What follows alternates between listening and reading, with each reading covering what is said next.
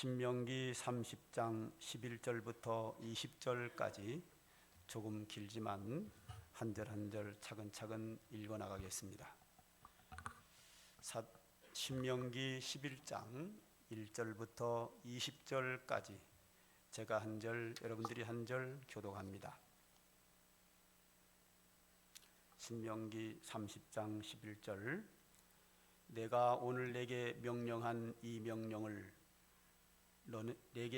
명령은 내게 어려운 것도 아니요 먼 것도 아니라 하늘에 있는 것이 아니니 내가 이르기를 누가 우리를 위하여 하늘에 올라가 그의 명령을 우리에게로 가지고 와서 우리에게 들려 행하게 하려 할 것이 아니요 이것이 바다 밖에 있는 것이 아니니 내가 이르기를 누가 우리를 위하여 바다를 건너가서 그의 명령을 우리에게로 가지고 와서 우리에게 들려 행하게 하려 할 것도 아니라 오직 그 말씀이 내게 매우 가까워서 내 입에 있으며 내 마음에 있은즉 내가 이를 행할 수 있느니라. 보라, 내가 오늘 생명과 복과 사망과 화를 내 앞에 두었노니 곧 내가 오늘 내게 명령하여 내 하나님 여호와를 사랑하고 그 모든 길로 행하며 그의 명령과 규례와 법도를 지키라 하는 것이라. 그리하면 내가 생존하며 번성할 것이요 또 내 하나님 여호와께서 내가 가서 차지할 땅에서 내게 복을 주실 것임이니라. 그러나 내가 만일 마음을 돌이켜 듣지 아니하고 유혹을 받아 다른 신들에게 절하고 그를 섬기면 내가 오늘 너희에게 선언하노니 너희가 반드시 망할 것이라. 너희가 요단을 건너가서 차지할 땅에서 너희의 날이 길지 못할 것이니라. 내가 오늘 하늘과 땅을 불러 너희에게 증거를 삼노라. 내가 생명과 사망과 복과 저주를 내 앞에 두었은즉 너와 내 자손이 살기 위하여 생명을 택하고 내 하나님 여호와를 사랑하고 그의 말씀을 순종하며 그를 의지하라. 내 생명이시요 내 장수이시니 여호와께서 내 조상 아브라함과 이삭과 야곱에게 주리라고 맹세하신 땅에 내가 거주하리라. 아멘. 최근에 있었던 일인데요. 제가 제 자신에 대해 이야기할 때 제 자랑거리는 조금 이렇게 다운시키고 저에게 부끄러운 것은 그냥 확 오픈하고 저는 얘기합니다. 그러나 이제 내 얘기가 아니라 제 3자의 이야기는 자꾸 성도들이 추측을 해요. 추측이 맞을 때도 있고 틀릴 때도 있는데요. 그래서 제가 이렇게 직분을 다 성도라고 부르고 정확하게 이렇게 날짜 같은 걸 이야기하지 않고 그 뜻만 이렇게 이야기하는 것을 이해해 주시기 바라겠습니다.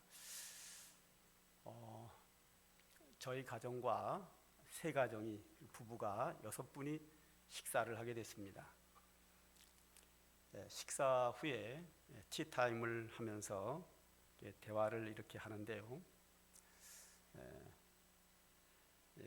한 성도가 뭐라 그러시는가 하면 가정에 대하여 상담에 대한 이런 이야기를 하시더라고요. 우리 교회 전직 교수님이 2분 계시는데요. 그 중에 한 분이죠. 그러니까 이제 옆에 있던 한 성도가 뭐라 그러냐면 아마 이번 주나 다음 주에 최근에 이제 앞으로 목사님께서 이 부분에 대해서 설교하시겠다 그러시더라고요. 그런데 그렇지 않고요. 저는 이 성경의 전문가죠. 목회자입니다. 그래서 물리학, 상담학, 예능 이쪽으로는 그쪽 전문가들이 하는 거고 그 전문가들이 많잖아요. 텔레비전만 틀어도 연사들이 연설하는 거, 토론하는 내용들 많이 나오죠, 그죠? 그건 거기서 배우면 되고요. 그 전문가들에게 배우면 되고 저는 목회자고 하나님 말씀인 성경을 성도들에게 전하여 성도들로 하여금 믿음 생활을 잘해서 하나님께 기뻐함을 얻고 하나님의 은혜와 축복을 받도록 저는 인도하는 자이고 오늘도 그런 차원에서 설교를 합니다. 물론 설교하다 보면 예체능 쪽에, 물리학 쪽에, 상담학 쪽에, 수사학 쪽에 그쪽의 이야기를 가져오기는 하나 그건 전문가들이 하는 얘기고요.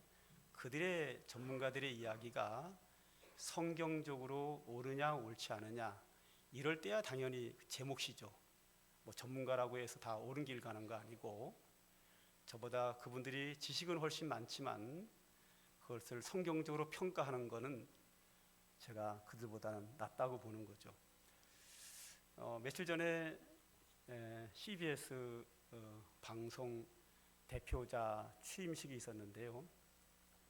그 취임식에서 축사를 하는 한 목사님이 축사를 이렇게 합니다.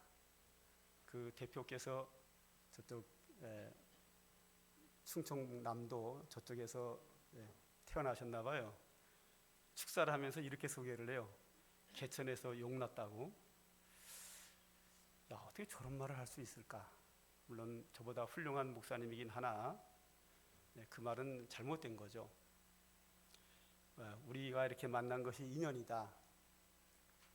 그것도 사실은 저는 그런 단어를 안 씁니다. 왜냐하면 인연이라고 하는 것은 불교 용어로서 전생의 업에 의해서 전생의 어떤 관계에 의해서 다시 만났다는 그런 의미이기 때문에 불교의 기본 교리에 대한 내용이기 때문에 우리 기독교하고는 전혀 안 맞지요.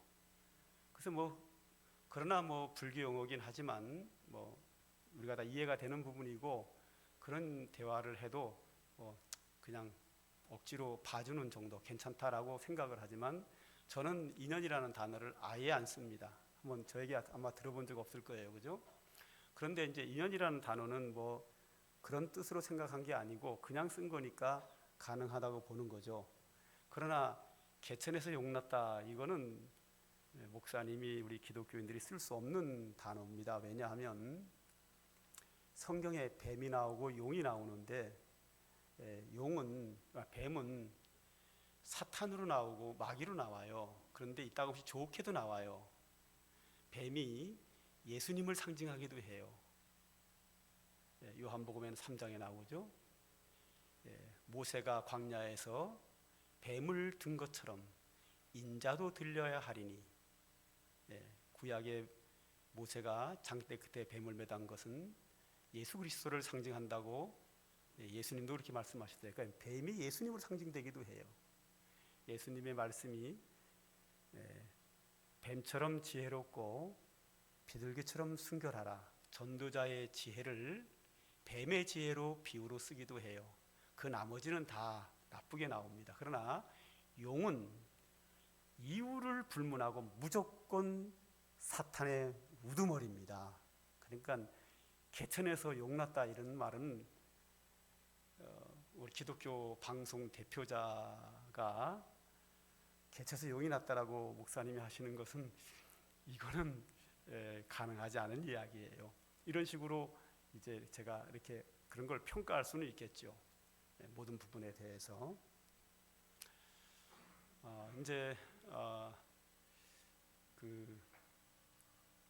오늘도 이제 지난주에 이어서요. 복에 대한 몇 주에 이어서 지금 복에 대한 이야기를 할 텐데요. 여러분이 제 설교에 대한 신뢰를 얻기 위해서 한마디를 더 붙인다면 제가 그 IQ가 그렇게 나쁘게 나오지 않거든요. 괜찮게 나와요. 좋게 나오는데 MBTI인가 뭔가 그 검사를 하면 제가 이성이 97%가 나와요. 그러니까 엄청 이성적인 사람이죠. 그 검사를 딱 하고 나서 우리 가족들이 저한테 하는 얘기가 아빠는 AI야. 그렇게 로봇이다 라고 평가할 만큼 그 이성이 아주 탁월하게 뛰어나요. 이제 이게 장점인데 단점은 감성이 약한 거예요. 감성이 3%밖에 안 돼요. 그렇기 때문에 제가 이 예체능 쪽으로는 아주 꽝입니다. 시 절대 못 씁니다. 음악 아주 바닥입니다. 그리고 이제 적성 검사를 해도 제 기질이 뭐라고 나오냐면 이렇게 나옵니다. 성경적으로는 다윗과 같고, 역사적으로 보면 이거 좀 나한테 마이너스 되는 얘기인데요. 박정희 대통령과 같다. 카리스마가 뛰어나고 탁월한 리더십을 가지고 있고, 세상 사물을 예리하게 관찰함으로 문제 해결에 탁월한 능력이 있다. 이렇게 적성검사가 나옵니다. 언제 하든지 항상 그렇게 나옵니다. 어디 가서 하든지 그 범주에서 나옵니다. 그리고 하나님께서 저희에게 특별히 그 설교에 대한, 성경 해석에 대한 성령의 역사로 강권적인 어떤 은사를 저에게 주신 게 있어서 제가 남들보다 좀 탁월하게 성경 해석을 바르게 하고 있다 하기 때문에, 제가 오늘 이런 말씀을 서두에 드리는 이유는 오늘도 우리가 복을 받는 비결에 대한 이 내용인데요.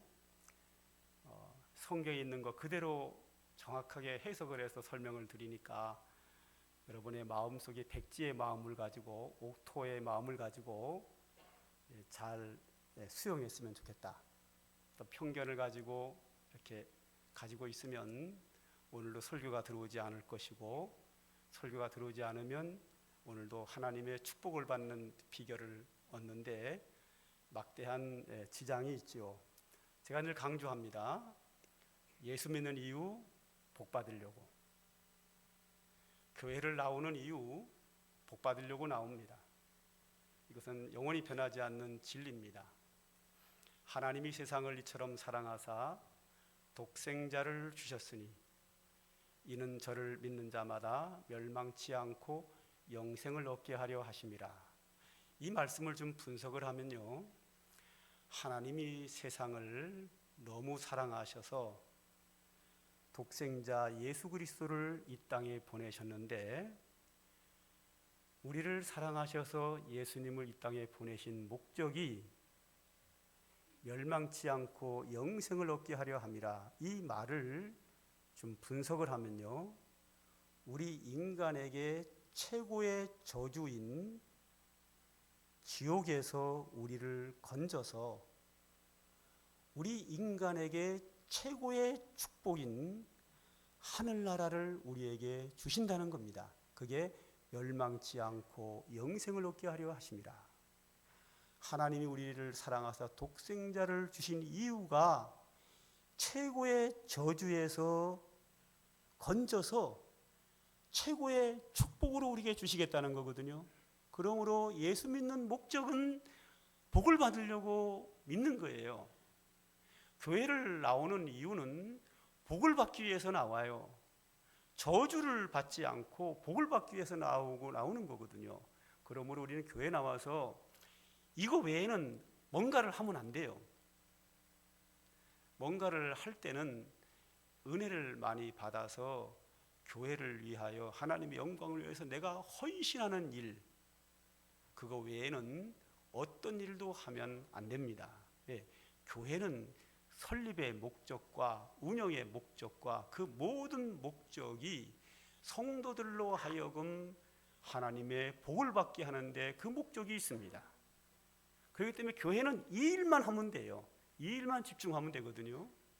교회에서 일하는 모든 분들은 성도들이 하나님의 복을 받게 하고 하나님이 영광을 받게 하는 거예요. 왜냐하면 하나님은 우리를 사랑하셔서 저주를 받지 아니하고 복을 받기를 원하시고, 그 목적으로 교회를 세우셨고 예수 그리스도를 이 세상에 보내셨고 십자가에 내어놓으신 거예요. 자, 오늘 본문의 내용은요, 어떤 내용인가 하면 이스라엘 백성이 지금으로부터 3600년 전에 이스라엘 백성이 애굽 땅에서 노예처럼 저주 가운데 살았습니다. 고통을 받으며 살았습니다. 저주죠. 그들이 견디다 못해 그 고통을 가지고 그 저주 가운데 있는 그들이 하나님께 부르짖었더니 하나님이 그 기도를 들어 응답하셔서 모세를 애굽에 보내셔서 노예처럼 고통 속에 살아가는 저주 가운데 있는 이스라엘 백성들을 애굽에서 구원하여 이제 축복의 땅, 젖과 꿀이 흐르는 축복의 땅 가나안 땅으로 그들을 인도하는 거죠. 그래서 모세를 통하여 출애굽 시켜서 이제 축복의 땅 가나안 땅에 들어가기 전에 모압 땅에서 요단강을 건너가면 이제 가나안 땅입니다. 요단강에서 가나안 땅을 건너가기 전에 거기가 모압 땅인데요. 모압 땅에서 모세가 이스라엘 백성들에게 설교하는 내용입니다. 이 설교하는 내용은 뭐냐 하면 너희가 이제 나는 여기서 죽으나 여호수아가 앞장서서 요단강을 건너 가나안 땅으로 들어갈 것이다. 가나안 땅은 누가 뭐래도 하나님이 약속하신 젖과 꿀이 흐르는 축복의 땅이다. 그러나 너희가 그 축복의 땅에 들어간다고 복 받을 줄 아느냐? 아니다. 그 땅에 들어가서 복을 받도록 복을 선택해야 너희가 거기서 복을 받는다 라는 설교가 오늘 본문의 내용입니다. 한번 이 설교 말씀, 모세의 설교, 이스라엘 백성들을 가나안 땅에 집어넣는 이유는 하나님께서 그의 백성들에게 복을 주시기 위하여 젖과 꿀이 흐르는 축복의 땅 가나안 땅에 들여보내면서 너희는 그 축복의 땅에서 복을 받고 살아야지 저주를 받으면 안 된다라는 그 모세의 설교, 그것이 오늘 본문인데요. 몇 군데 한번 들여다보도록 하죠. 첫 번째 11절과 14절입니다. 자, 보죠. 내가 오늘 내게 명령한 이 명령은 내게 어려운 것도 아니요 먼 것도 아니라 오직 그 말씀이 내게 매우 가까워서 내 입에 있으며 내 마음에 있은즉 내가 이를 행할 수 있느니라. 자, 이 말은 뭐냐면요, 그들이 가나안 땅에 들어가서 하나님의 복을 받고 살아야 되는데 복을 받으려면 여기 보면 내가 오늘 내게 명령한 이 명령을 지키라는 거예요. 근데 이 명령을 지키기가 어렵지 않고 쉽다. 왜 쉬우냐? 하나님의 명령은 계명과 율법과 법도, 즉 하나님의 말씀인데요. 이 하나님 말씀이 저 하늘 위에 있다고 하면 어떻게 하늘로 올라가서 그 말씀을 가지고 내려오겠어요? 하늘 위에 있는 거 아니다. 하나님의 말씀은 저 바다 끝에 있는 거 아니다. 바다 끝에 있다면 바다까지 가서 가져와야 될 거 아니겠어요? 그것이 거기 있는 게 아니고 그 하나님의 말씀이 너희 마음에 있다. 너 마음에 있다. 그러므로 그 말씀대로 지켜 행하면 복을 받는다 하는 내용입니다. 그러므로 하나님의 복을 받기가 쉽다. 왜? 그의 말씀이 우리의 가슴 속에 있다. 그 다음 절을 볼까요? 19절입니다. 자, 이 구절은요 우리가 외웠으면 좋겠어요. 무조건 외워야 됩니다. 가슴속에 세워놨으면 좋겠습니다. 우리 다 같이 한번 읽어볼까요? 시작. 내가 생명과 사망과 복과 저주를 내 앞에 두었은즉 너와 내 자손이 살기 위하여 생명을 택하고. 아멘. 자, 여기 보면요 성경은요 이렇게 뒤틀면 안 돼요. 있는 그대로 이해를 해야 됩니다. 생명과 사망, 복과 저주를 우리 앞에 두었다 하는 겁니다. 하나님은 우리 앞에 복과 생명만 놓은 것이 아니고요, 저주와 사망도 우리에게 두었어요. 그리고 우리에게 생명을 택하기를 원하셔요. 자, 이 말씀은 무슨 말인가 하면 하나님이 우리 앞에 생명과 사망을 놓았고요, 저주와 축복을 놨다는 거예요. 선택은 너희가 하라.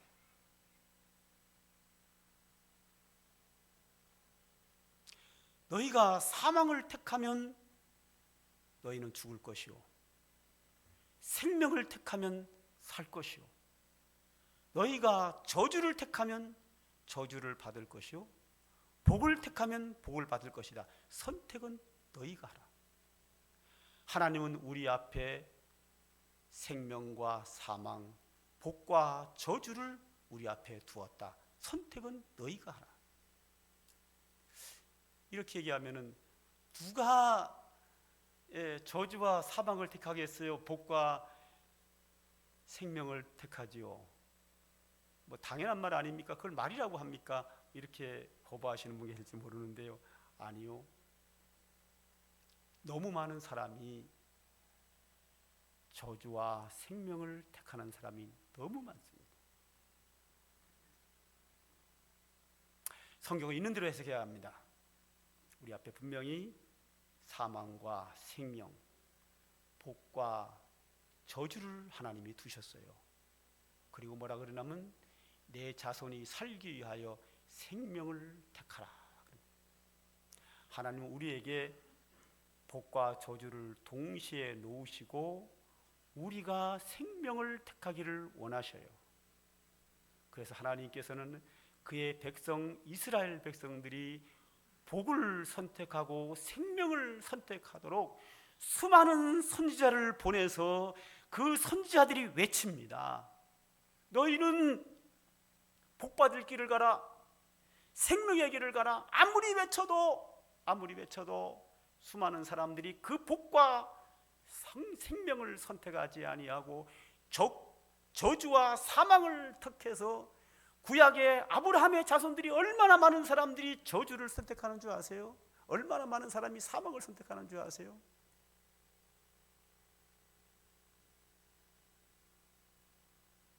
쉽게 얘기해가지고 솔로몬의 아들 여로보암 시대에 남과 북이 나눠지거든요. 북쪽을 여로보암이 왕이 나눠가지고 북쪽 이스라엘 나라를 세우는데요. 10지파를 가지고 세워요. 그 여로보암이 10지파를 가지고 북쪽 이스라엘을 세우고요. 세월이 막 190년이 흘러가지고 호세아 왕 때에 아수르에게 완전히 멸망을 당하고 없어집니다. 그러므로 지금 저 유대 땅에는요, 이스라엘 땅에는요, 10지파는 없습니다.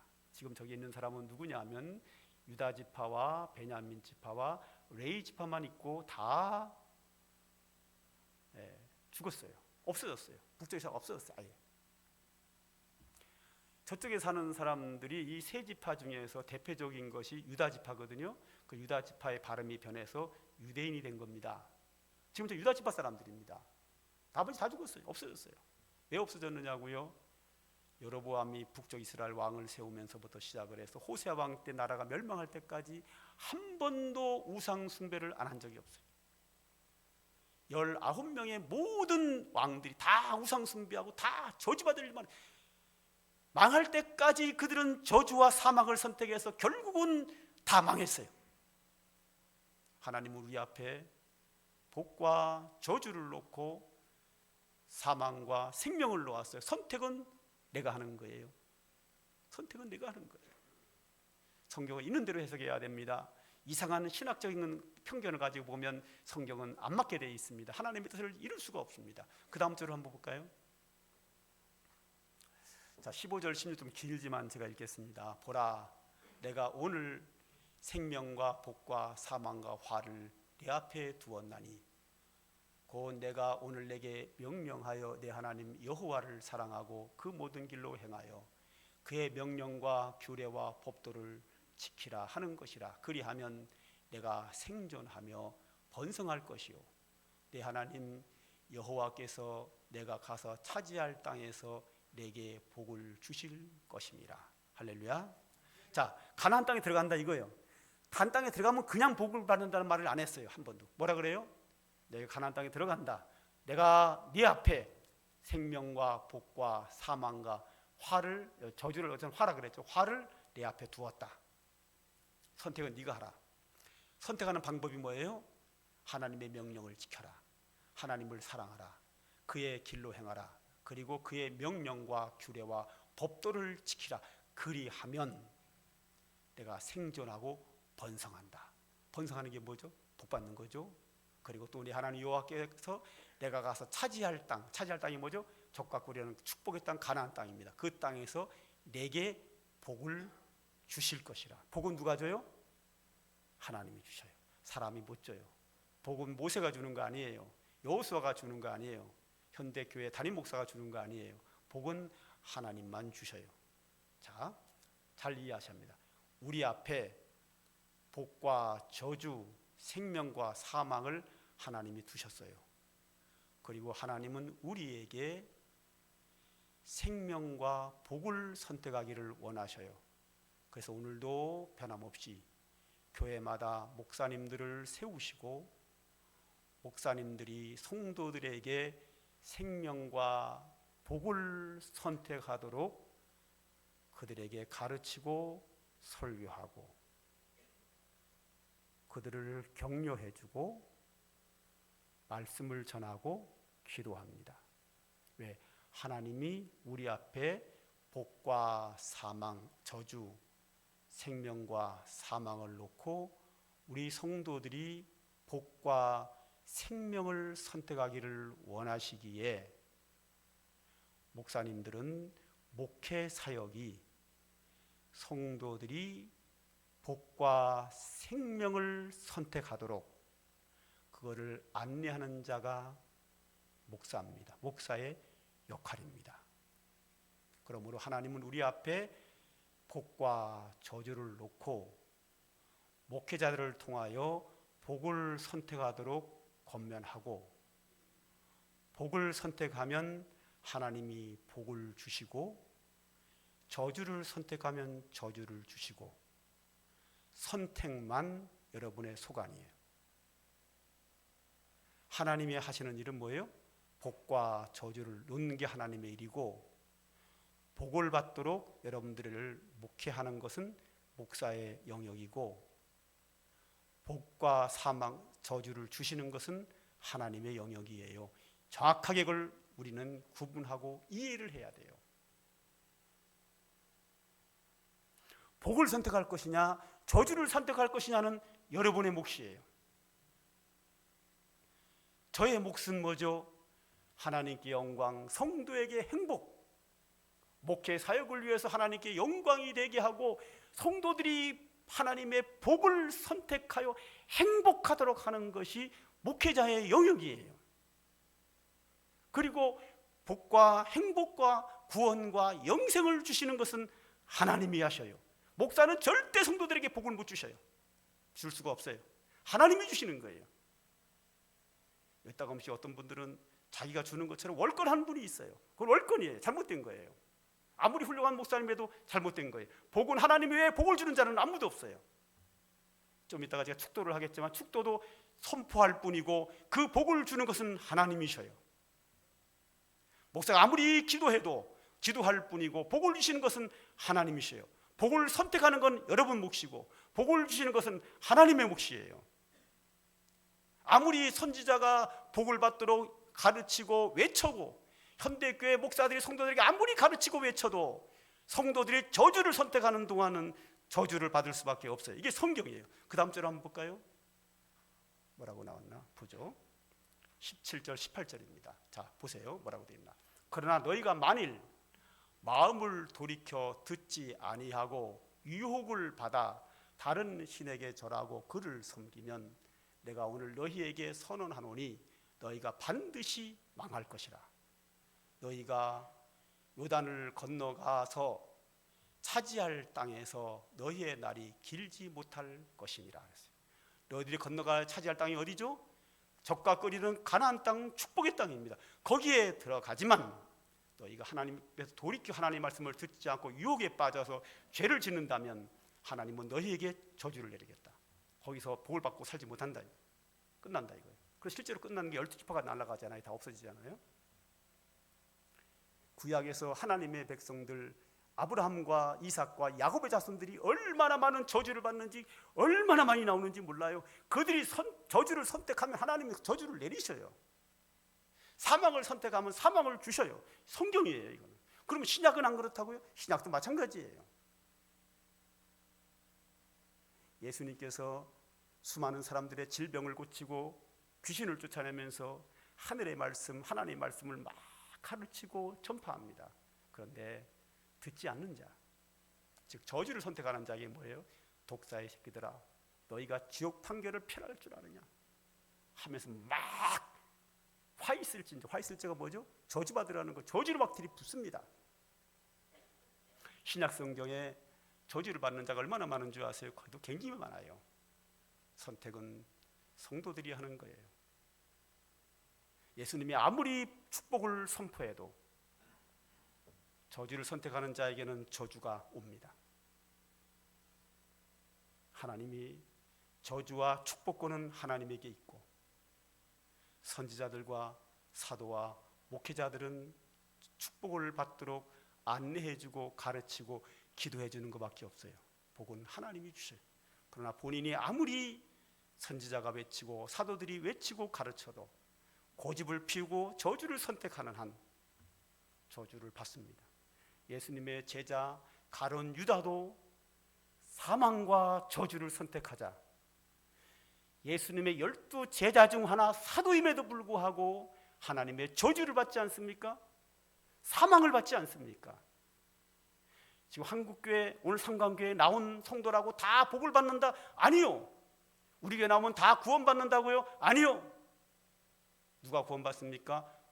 생명을 선택하는 자, 축복을 선택하는 자만 받습니다. 저는 여러분들에게 복을 선택하고 생명을 선택하도록 설교하고 기도하고 가르치고 안내할 뿐입니다. 하나님이 여러분들에게 복을 주시고 생명을 주십니다. 선택은 여러분이 합니다. 진리입니다. 성경 전체가 우리에게 주는 교훈입니다. 우리 찬양 하나 할까요? 나는 주를 섬기는 것에 후회가 없습니다. 자, 하나님을 섬기는 것이 왜 후회가 없을까요? 은혜를 받으니까요. 그렇죠. 우리는